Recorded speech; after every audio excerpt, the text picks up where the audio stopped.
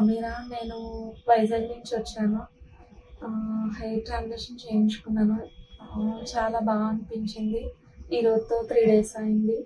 Service కూడా చాలా బాగుంది. ఒక 7, 8 అవర్స్ పట్టింది. ట్రీట్మెంట్ కూడా చాలా బాగా చేశారు. పెయిన్ అనేది దేనికి అనిపించలేదు.